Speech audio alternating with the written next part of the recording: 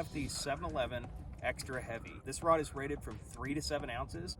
Bait that we like to use is either the crappie or the Legend. Those two are ideal on this rod. They can throw a little bit heavier, up to the 7-ounce range.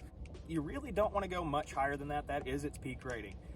It can cross over with the other rod, which is 1 to 4 ounce. So we had them cross over so you can kind of throw baits on the same rod. You can throw the crappie on the heavy rod, or you can throw it on the extra heavy. These rods have an unusually long handle for what most people are used to. We really like this handle. You can tuck it up under your arm when you're fighting fish or just when you're reeling, and you feel that bite all the way through with the blank exposed. This is a more parabolic rod than a lot of guys are going to be used to.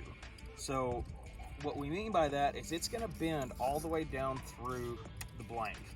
On a really big fish, on a 30 to 40 pound striper, you're going to feel it bending all the way down into almost the reel seat.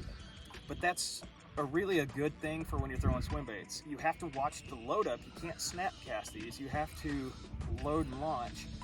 But what's good about that is when those fish get hooked up and when you pin them, they're staying pinned. They're not able to come up to the surface and throw these big baits. These baits have a lot of leverage and they're not able to use that against you now. So when you pick them up, they're extremely lightweight, very well balanced, and they're smaller. But don't underestimate the power of these rods.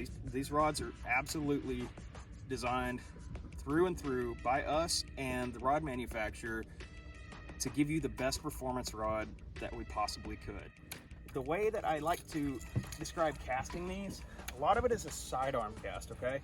So a lot of it, you're simply gonna put your hand on the butt of the rod with about 1.5 feet of line out and then just load and launch.